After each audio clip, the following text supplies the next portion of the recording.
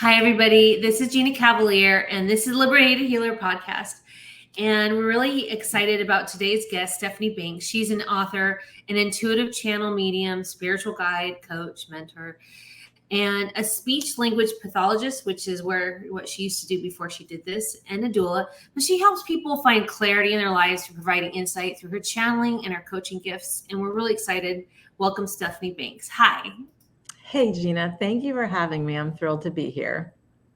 So obviously this is such a big topic, and I'm really obviously love it and excited that people are leaning into this a lot more and coming out, and your services are, becoming much needed and to help clarify things going on in our lives.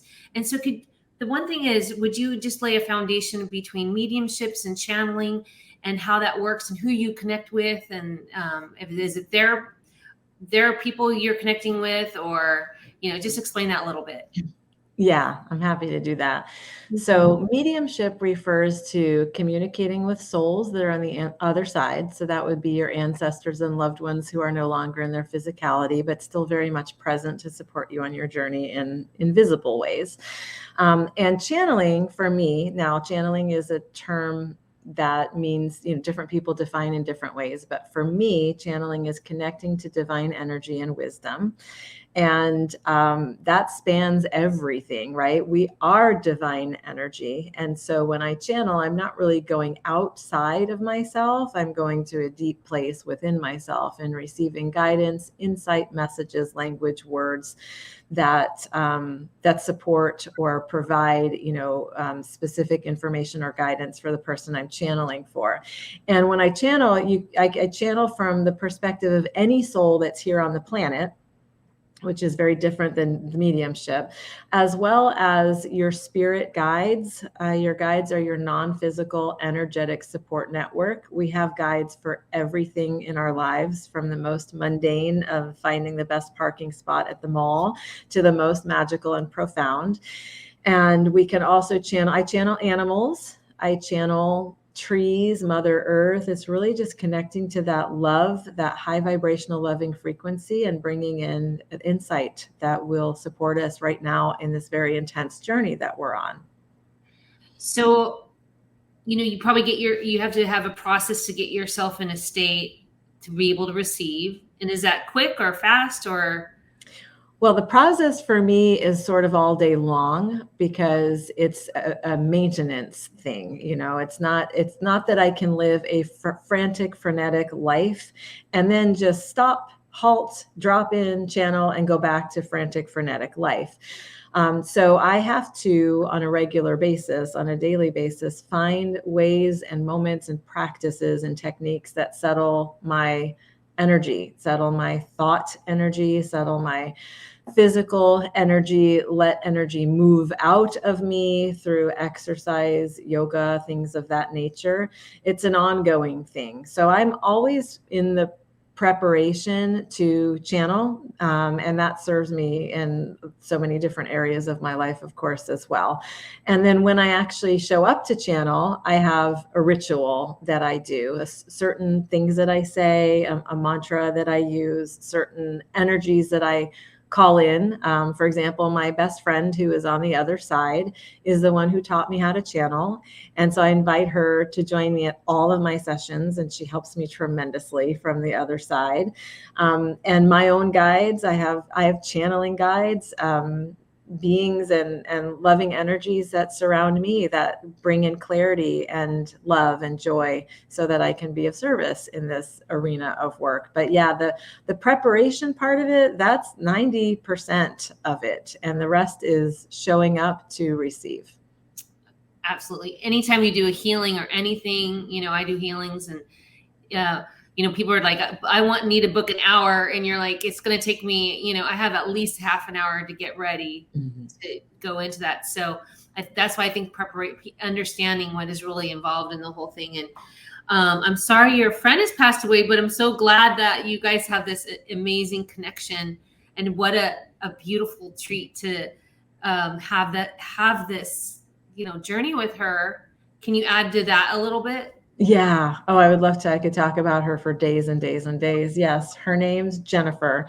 And I met her when our kids were in preschool class together, and we happened to be pregnant. I was with my third pregnancy. She was with her second. And so we really journeyed with each other through that joyful, chaotic space of motherhood, of young children. And when I found out that this work that she did, this channeling work, was a thing, it completely blew my mind. I did not grow up with this. I did not know it existed. I'd never seen anyone connect to energy in this way and speak messages in this way. And I just wanted more and more of it. So she was my first mentor and really supported me and encouraged me. And it's her belief in me that has brought me to this exact place where I am with my work, my life, my business, my channeling. It's phenomenal. I'm just incredibly grateful. And yeah, she's free now. She is everywhere all the time, supporting all of us here. And it's like a palpable presence that I'm keenly aware of. And I read that you really got interested in this side of things because your mom had Alzheimer's. So can you explain a little bit about that whole process? And Yeah. My mom actually had something called frontotemporal dementia, which is a type of dementia that commonly affects younger people. She started with her symptoms when she was in her 50s. So it was very destabilizing, as you can imagine, for her, for our family, for the loved ones that we had. And even though I was a speech pathologist at the time, and I was clinically trained to work with people who have memory disorders and cognitive disorders, when it's one's mother, it's a totally different game. There's emotional, attachment, and I was finding that my communication with her was getting so frustrating. And I, even using my clinical skills, it's just the nature of dementia is it's progressive. She kept losing and losing and losing more abilities. So I asked my friend Jen, can you channel my mom for me? I have no idea what she needs from me. It changes day to day. I always seem to be getting it wrong. We end up frustrated with each other. What does her soul need from me? And we sat outside in her backyard night after night. She channeled for me multiple times from my mom, my mom's soul, while my mom was still alive. And she would speak the messages through that. And my mom's energy would tell me, this is what this is about. It's more than what you see on the outside.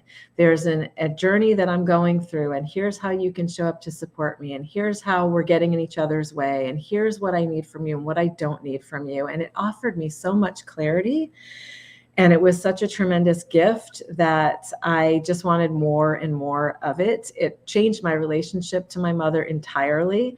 It let us have the remainder of her life in such a deeply connected way that I teach others how to channel because I know what's possible. oh, unbelievable. That's just beautiful. Love that story. And then you wrote a book a little bit on that one as well, right? Mm-hmm. Yeah, I wrote a book to help others who have loved ones who are with dementia or Alzheimer's or some cognitive decline. It's actually one thing I didn't think of until I saw your page, that this could really help with that whole huge amount of people that are struggling through that kind of stuff with their parents right now. Absolutely. And a lot of my clients do come to me for that. They will have a parent or a spouse even that is not able to communicate in traditional ways that they come to depend on. And we need to be able to connect to the soul so we know what are we here to do together and how can we show up for each other. And that's something that's really hard for someone to verbalize, but it's not hard for the soul to communicate. And even though, say, you could do it, you can't do it for yourself. And so, like, I can do it. It's really hard for me to do healings on myself, Mm-hmm. even though I have my own process. So it's, even if you're trained at channeling, you need that. So there's a lot of other people too that need to cross, because healers and channelers also need to help each other.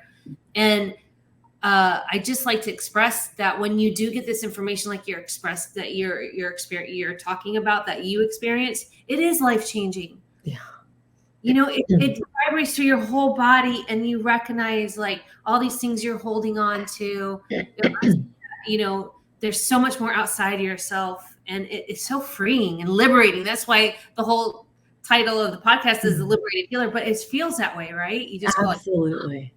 I have this whole like special magic that I want to share with the world. And obviously you did that. Yeah. And you're so right about it being sometimes inadvisable to channel for ourselves or do healing on ourselves. And that's because, well, at least for the channeling I can speak to, I have attachments when it comes to my own life. And so, yeah, if I'm channeling something that I really want to happen or not happen, chances are very good I'm going to influence that in some way, but not for my clients. I am the neutral receiver for them, just bringing the energy through. And it's an important distinction to make. That doesn't mean that I'm not channeling all the time with my guides for myself, just not asking questions that have a charge that I'm really attached to. That I can ask for someone else to channel for me. Yeah, no, you have a YouTube channel, soulsite.com, where you have a lot of like little short videos of channeling that I've been watching, and they're really great. So you also have what I thought was so fun about like a party, where you could like schedule a party with your friends and you can channel. I mean, what a great little gift for a bunch of girlfriends or friends, whatever, to let's have a channeling party, and, inviting Stephanie Banks on, like, fantastic. It lightens the load. We need more fun activities that are community based, that are easy breezy, that just bring in hope and not surrounded by lower level energies. We need these uplifting energies. So I'm really thought that was such a fun thing. Yeah. And they're a blast. Soul parties it's kind of, I call it party with a purpose. Oftentimes I can't stand going to these types of gatherings where everything's very superficial and you have to just, use small talk. I'm not good at that, and I'm not really comfortable around that. But at a soul party, we are going deep. We're diving in. What soul do you want to hear from? What's on your heart? How can we uplift? How can we hold sacred space around each other? Now that's my jam. Now we're talking. So, and we need more of that now, obviously. So they're great. Yes, it's a great alternative, even a nice little birthday present that, it'll change, it could, you have to go look for a little trinket that they're just going to put somewhere and maybe we'll look at it once in a while, or we can actually come together with ways that are really going to uplift the whole group. And, that's why I love that idea.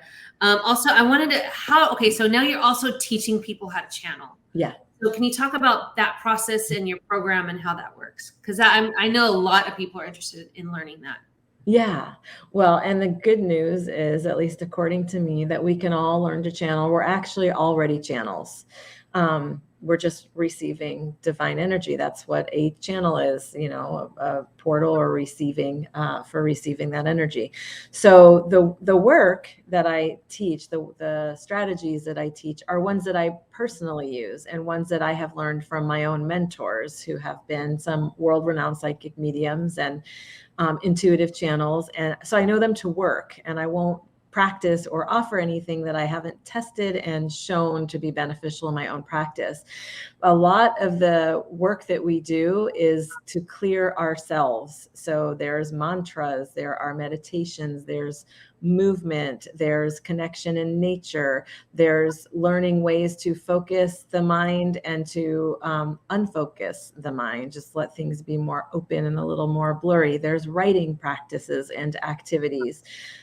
Chanting sometimes is very helpful for some people, or singing, reading certain passages that have been transformative for me and really informed my work. Lots and lots of ways that we can release what doesn't serve us and elevate and call forward what does serve us. And that changes our, point of attraction, to use a very well-known term, so that we can receive the highest vibrational loving energy, because that's actually the only channel I'm tuning into. And that's the only thing I'm wanting to teach, the density, the shadow, darker energy, that's That's here for sure, not questioning that. But when we channel, we want to bring in the love and the light. But that's what we're here for, to elevate humanity and bring more healing to the world.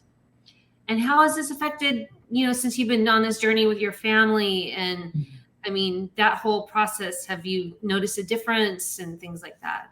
Yeah, well, it's great fun, actually. My dad, who's a pretty left brain, let's say, kind of guy, he digs it. He thinks it's really cool, what I do. He totally supports it. He listens to my radio shows and my podcasts. And there are times when I will share with him some stuff that I get for him that might help him in his work or journey. My sister is super supportive of it. My kids love it. They, my some of the older teens, well, my oldest it's not his jam right now, but when he was younger, it was, and he thought it was really, really cool. And my other two kids are super supportive of it and will, ask me for ideas or ways that they might understand things in a different perspective, in a different way. And then in terms of other family, there wasn't space for this in my marriage, so I'm not in that anymore. And that's hard and challenging, but it's just so important, because I'm actually beholden to my own soul's journey and responsible to express that. And so if there isn't space in any relationship for all of us, in this case, all of me, then I had the choice to release that. Oh, I just have to take a pause right there. Yes, because that's, a part of the awakening process into your own consciousness is, you're having to do some clearing and energetic work too. So did you have that experience a little bit, kind of as you were a little bit? I mean, that's sort of why I like doing it together with people, because, I was in a clairvoyant school, and, somebody would said, with a new student would come in and, they'd be like, all my friendships are like blowing away and it's getting crazy and I don't understand. And we would just all we're not laughing at you. We just kind of like giggle inside, because it's like just that huge, when you're vibrating at such a different level, and then people don't recognize you anymore. Yeah. And do you have anything to comment on that? Because that people are fearful of that, and if I'm going to lose, they already like don't want to start because they're afraid it's down the road. So do you have any comments on that? Yes, that's definitely one of the opportunities for growth in this arena of work. I remember being at a workshop, and the teacher saying, it was an intuition workshop, and she said, a lot of your don't be surprised if a lot of your relationships just done. You can't sustain them anymore. And I remember having this sinking feeling in my heart, like a knowing that what that meant for me personally. This was years ago, and I wasn't ready then to even contemplate. So I held on really tight. I grasped onto, nope, that won't be me. Everything's going to be fine. I'm going to find a way to make this work and make it fit and make everybody comfortable in the process. And no, that's not exactly how it worked out. My friendships have endured, almost all, and the ones that are destined to endure and they have space for me, and they love what I do and support it. And then there have been people along the way that have been very uncomfortable with it. Like you said, they fear something. Some have a religious belief that prevents them from feeling comfortable around this type of spirituality or spiritual communication. So that we can navigate that. We don't have to give up our friendships, but it's also important to let those that need to spin off go, because that's okay. And I sounded like I had this abandonment issue with, I didn't want to lose anybody, know? And so everybody that kind of spun off, that would take me down a dark road for a little while, Yeah. and that's been one of my lessons in my processes. I had one of my best friend girlfriends just all of a sudden said she didn't want to be friends anymore. And what I got from her letter, she wrote me a letter, was that you changed so much that I don't want to change. And so it makes me feel uncomfortable that I'm not changing. Yeah. And so that really helped me because I was able to still love her. And, because love to me is like the emotion of like really loving that person of all their things, whether they're in your life at that time or not anymore, so I could still have love for her, even though she's not in my life anymore. But sometimes I just want to touch base on that because Yes. processes through channeling or going into these new fields and learning these skills that come up. Absolutely. I have a similar story of a friendship that was stretched very, very thin because of the work. Like there was a lot of distance that would come into play because the friend wasn't comfortable with my work. She was afraid for me. It was coming from a place of love. It just came from her religious perspective, and I didn't share that perspective. And we were a success story, I feel like, because we've had hard conversations, and we've traveled through those spans of time where there was distance and it felt really uncomfortable. The friendship has changed a bit, but we love each other equal, all the same. And I don't share my work with her, which sometimes does feel a little sad to me. I wish that it was something that was different for her to feel, so I could share that, because it brings me so much joy and upliftment that I want to share that with those I care about. But we have plenty of other things to talk about, and I don't feel like I can't be myself with her. I know now, based on our conversations, where her comfort is, what her beliefs are. I appreciate her concern for me. I've reassured her I'm not in the devil's, hand. It's not to mock, but I'm not at risk of being overtaken with darkness. So so there's that. And then, I totally get that. It definitely can strike that abandonment chord for myself as well, because it takes tremendous courage to show up to a line of work that is not mainstream. And I can say this from having been in mainstream and now not. I just kept thinking hallelujah in my head. I can't help it, but yes, life takes courage. The words that I've been, bringing up constantly is you are brave. It's just, this is being brave and being courageous. And like all of us just need to go into that. You, in one of your videos, you mentioned something about the outer world is getting louder and louder. And how can we turn that down or adjust that? And maybe that's going into another little area, but if you have, I'd love to hear your thoughts on some of that stuff. Yeah, well, the outer world is despairing right now. We humans have created quite a mess. And the beauty of that is that we have all the information, all the skills, all the resources, and all the tools to clean up our mess. The big question is whether or not we will engage that, and whether or not we will do that as a collective. So knowing that, being a highly sensitive being, as I and you are, and so many others, we have a responsibility, I believe, to ourselves to cultivate excellent energetic hygiene.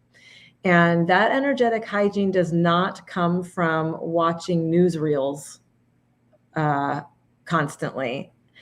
It doesn't come from steeping in the despairing situations. It doesn't come from overwhelming ourselves with the loss and destruction.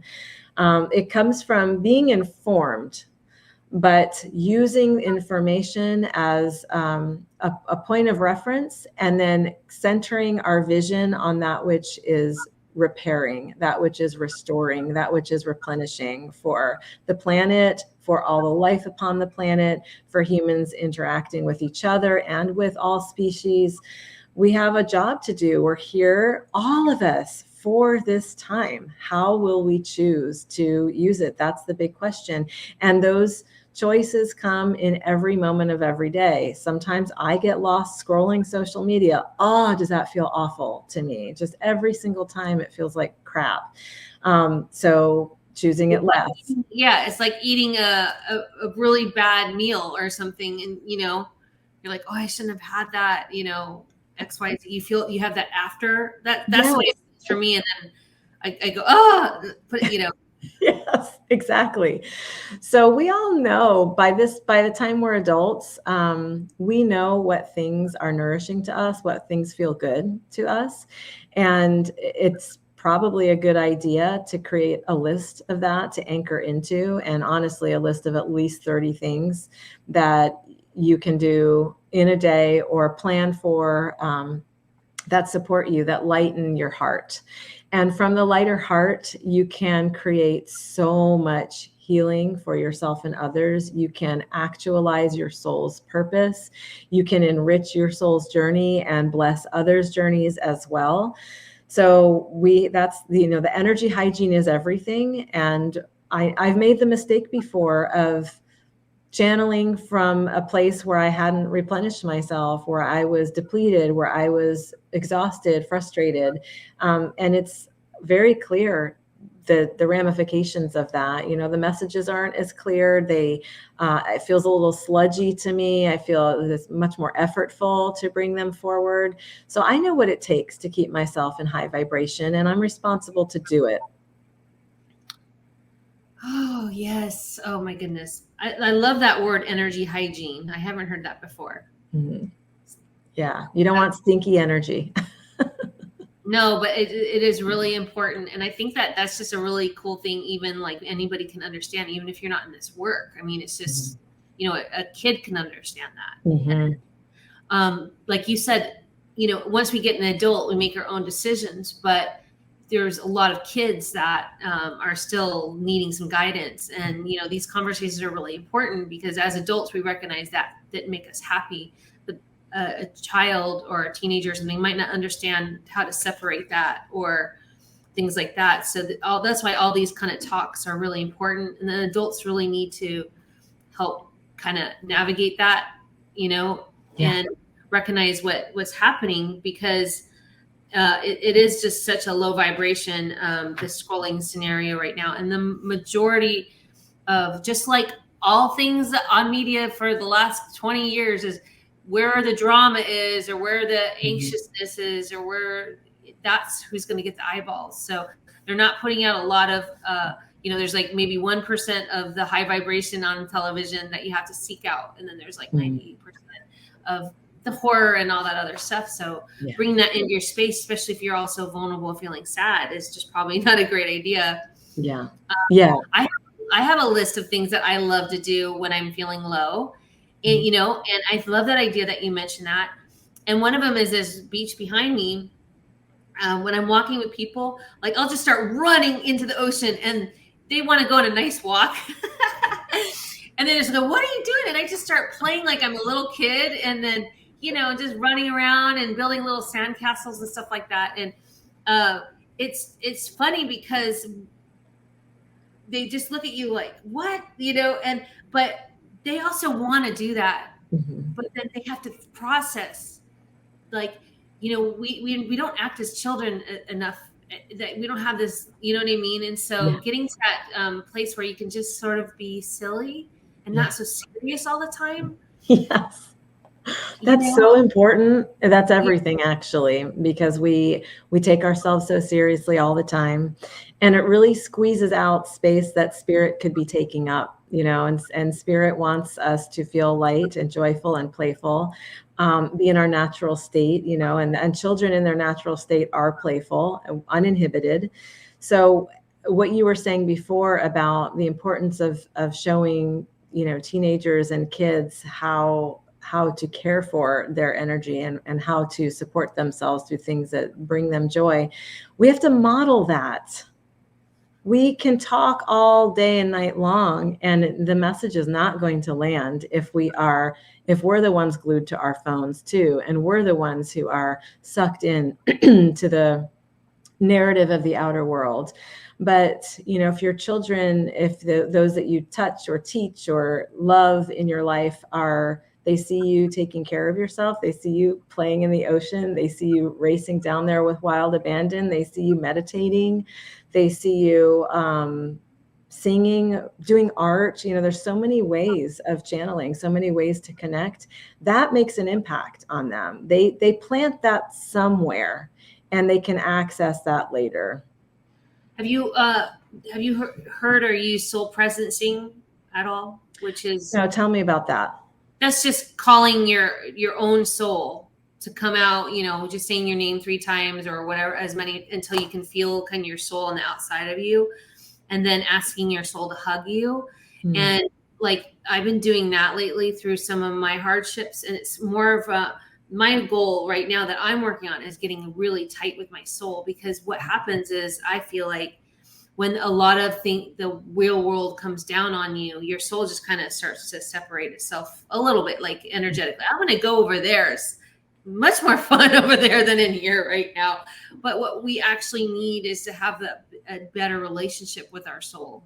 Yes. Yeah. So I don't do it in the way you just described, but I do my own form of it. Yeah. And my soul, we're tight. She guides me. She guides me into experiences that my left logical brain is like, I don't want to do this. And my soul's like, yep, we're doing it. Like I signed up for a public speaking course and there's every reason why this does not feel comfortable. I might not want to, but I know it's part of my journey and I know it's going to expand me and those that I serve. So here we are, you know, or writing a book, for example, putting something out in a way that is much more highly visible. Risky. It's risky. And that's the soul that's my soul that's calling me to do that. And I'm going to follow it, because what I believe is that if I don't, I'm just going to come back here again and have to do this all over. And I still might come back here again and do this all over. But some of these things that my soul has outlined as specific desires or experiences for me to have, I'm going to engage in them. That's why I'm here in this dimension. And I really love your little videos. I hope you keep doing them. You know, connecting with, you know, Gaia or whatever you're doing. They're very fluid and meaningful and joyful and light. And just, I think that it's really a great thing. Also, if someone wants to, what are your sessions like? Is it typically like an hour? Do you ask for notes up front? Kind of, could you explain that a little bit? Oh yeah, no, I don't use any notes. I don't like to be informed at all ahead of time, and they are audio only for the same reason. I don't like to be visually informed of who I'm channeling for or what they look like or their background. So you can do a 30-minute or a 60-minute session, and you can really ask to channel any soul from any realm. You can do souls that are here on the planet. You can do souls that are on the other side. I channel animals, as I mentioned, trees, Gaia, Mother Earth. You can ask questions that relate to your career and profession or your relationships. We can tune into your spirit guides for advice and specific lists. They like to provide lists of here's what we want you to do, 1, 2, 3, 4, 5. Yeah, and your higher self. A lot of clients come and they say, I want to hear from my own soul. Yes to that. And I love that. This sounds very efficient. I'm all about efficiency with this stuff. And I don't, you know, yes, there's a little elongated story, but my whole goal and has been with the channel is how do we get you the things that are make you feel better today? Mm-hmm. Or you have that in your pocket when you're not feeling good. And I love the list. I saw some of your other lists. It's like, here are 4 things you could do right now, right? And you can write that down. And it's real world tools. There's not a lot of like fluff in between is what I'm saying from what I've seen from your stuff, which is amazing, because it's like, it is a lot of noise, you know, calming down that, like you said, that outer world, and like, what are the things I can do to change this right now? So I really appreciate that. Yeah, we make things a lot more complicated than they need to be. And I'm wondering if you have anything that you want to kind of end us with today, or a meditation, or, you know, something that you want to connect with for people who are listening to us. What I like to guide people in is to connect with their heart. That is a wise organ. We've been taught to really only focus on the brain, the mind, but actually I would argue that the heart is our wisest organ. So for those that are listening that are not driving and that are in a safe place to just be still and close their eyes and maybe put a hand or two over your heart and connect to your breath. Imagine yourself breathing in through the front of your heart and breathing out through the back of your heart as deeply as feels good to you, nice and slow and easy. And through this place of slowing down, of connecting to your heart, you can ask a question. You can ask an open-ended question of your heart. It will respond to you. Maybe there's someone in your life that needs your attention and love right now. Maybe there's an area or person who your heart wants you to forgive. Maybe your heart wants to communicate something of what your body needs for rest or peace or relaxation. But if you listen and you take some time and you breathe through your heart space, you will hear and sense and feel, and you can trust that. I find that to be helpful. Thank you for your blessings and your work, Stephanie Banks. You can find her at Soul Insight, correct? Yes. Okay. Well, thank you. This has been the Liberated Healer, Gina Cavalier. And let me know if you have any questions. You can find me. You know where to find me. Okay. Thanks, Stephanie. Thanks, Gina. For now. Bye-bye.